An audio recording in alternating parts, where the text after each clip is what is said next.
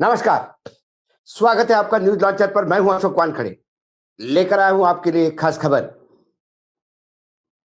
उत्तर प्रदेश के मुख्यमंत्री हिंदुत्व और सनातनी सोच की ध्वजा लेकर पूरे भारत ही नहीं विश्व में जिसका डंका बजता है, ऐसे वो कहते हैं।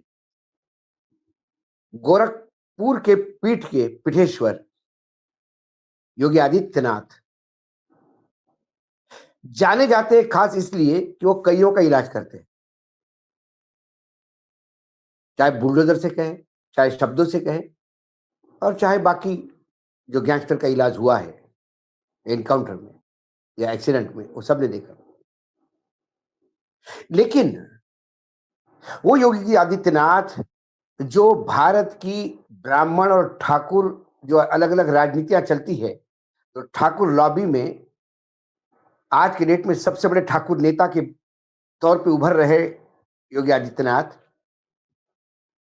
उनके जितने भी अधिकारी हैं उन्हें प्रधानमंत्री के रूप में देख रहे हैं। वो योगी आदित्यनाथ क्या एनडीए गठबंधन या एनडीए के साथ जो लोग हैं उनका भी इलाज कर पाएंगे? कि वहां फिर बाबा भागते हुए नजर आएंगे? या जो आपका जितना भी क्रोध है, आक्रामकता है, ये सिर्फ विरोधियों के लिए होती है? तो फिर आपकी विचारधारा कोई नहीं, आप हर चीज में राजनीति करते हैं। मैं ये बात क्यों कह रहा हूं? हाल ही में महाराष्ट्र नवनिर्माण सेना के सुप्रीमो राज ठाकरे ने इसी रविवार को, कल, पिंपरी चिंचवड़ में अपने जो पुणे में ही आता है, अपने पार्टी के 19वें वर्धापन दिन पर अपने कार्यकर्ताओं को, बड़ी भीड़ में थे, उनको संबोधित करते हुए उन्होंने कहा कि अंधश्रद्धा से दूर रहो।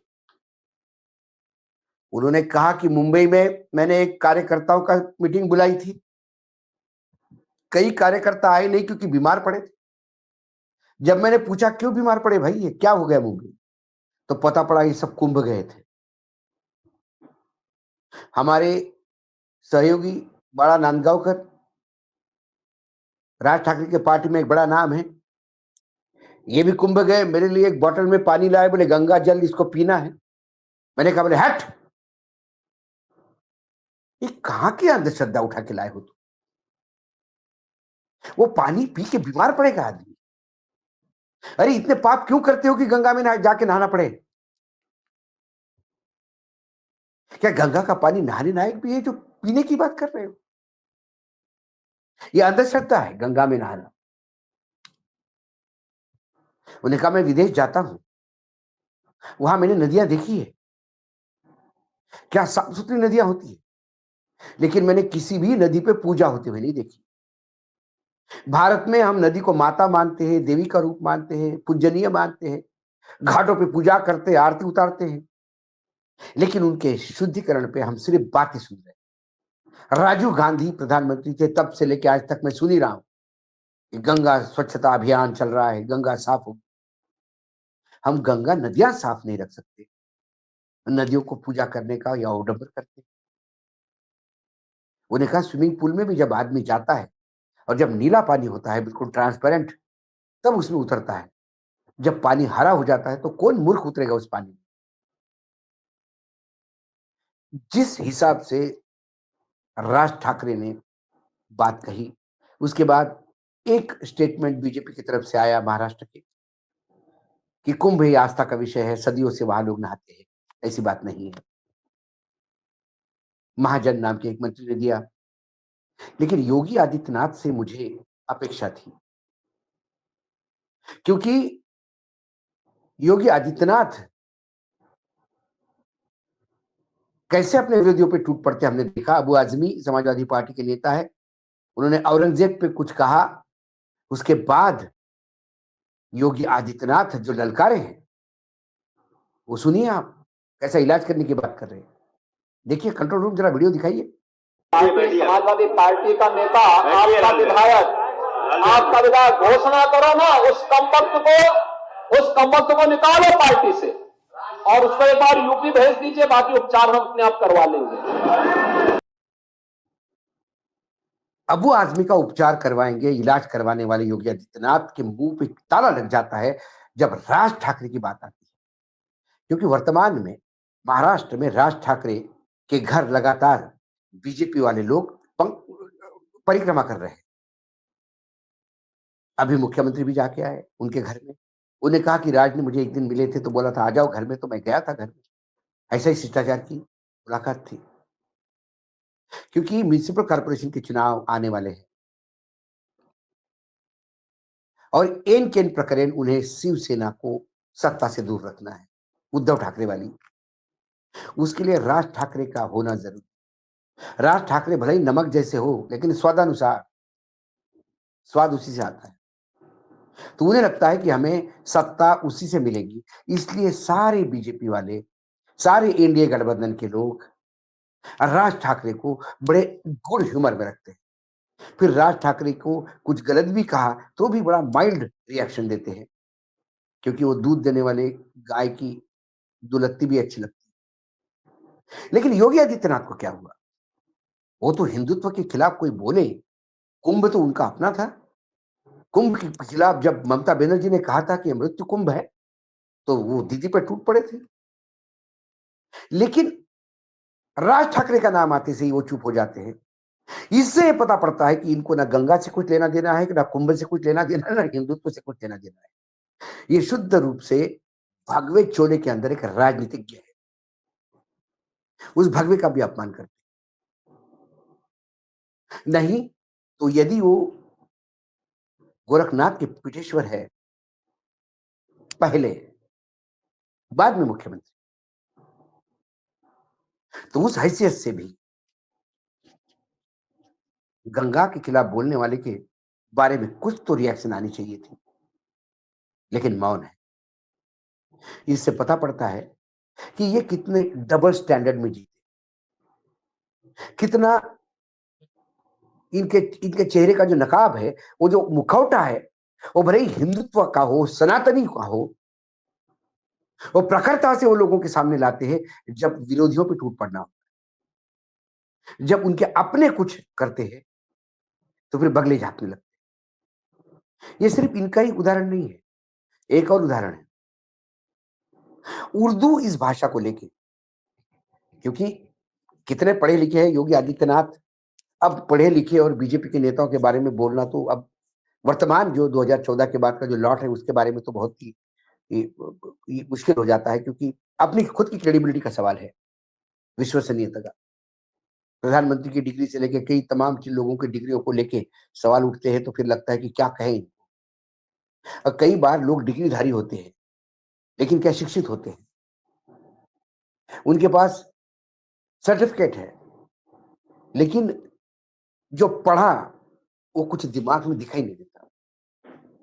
इसीलिए विधानसभा के सदन पर उर्दू के बारे में उन्होंने क्या कहा, ये आप खुद सुनिए। अपने बच्चों को ये लोग पढ़ाएंगे इंग्लिश स्कूलों में, और दूसरे के बच्चे के लिए अगर वो सुविधा सरकार देना चाहते हो, कहते नहीं उर्दू पढ़ाओ इसको, यानी उसको मौलवी बनाना चाहते हैं, कठमुल्ला बन के उड़ते इसको ले जाना चाहते हैं। ये नहीं चल सकता है। उर्दू पढ़ के मौलवी बनेगा और कठमुल्ला बनेगा, ये नहीं चल सकता। ये उर्दू ये उन्होंने मुसलमानों की भाषा कर दी। उन्हें पता नहीं कि उर्दू के जो सबसे बड़े शायर जो इस भारत भूमि पर है, जो हुए हैं, उसमें ज्यादातर हिंदू ही है। फिरक गोरखपुरी, और ये गोरखपुर के ही। लेकिन बाबा को मठ और मठ के राजनीति के सिवा और कुछ नहीं आता। उन्हें यह भी नहीं पता कि संस्कृत क्या है, उर्दू क्या है, उर्दू की उत्पत्ति कहां से है, पारसी किसको कहते हैं, कुछ भी नहीं पता। एक उन्होंने तय कर लिया, उर्दू मुसलमानों की भाषा, इसलिए उर्दू पढ़ने वाले कठमुल्ले बनते हैं, ये उन्होंने कहा। मैंने नहीं, ये आपने खुद सुना। अब क्या योगी आदित्यनाथ अपने ही एनडीए के सहयोगी बिहार के मुख्यमंत्री नीतीश कुमार को सवाल पूछेंगे कि बिहार में नीतीश कुमार क्यों मौलवी और कठमुल्ले की फौज इकट्ठा करना चाहते हैं। ये मैं योगी आदित्यनाथ के वक्तव्य के अनुशंसा से बोल रहा हूं, क्योंकि हाल ही में बिहार के मुख्यमंत्री नीतीश कुमार ने घोषणा की है कि 8 अप्रैल से 70 दिनों का एक क्रैश कोर्स बिहार में चलेगा। रोज 2 घंटे उर्दू की पढ़ाई होगी। ये उर्दू का क्रैश कोर्स है।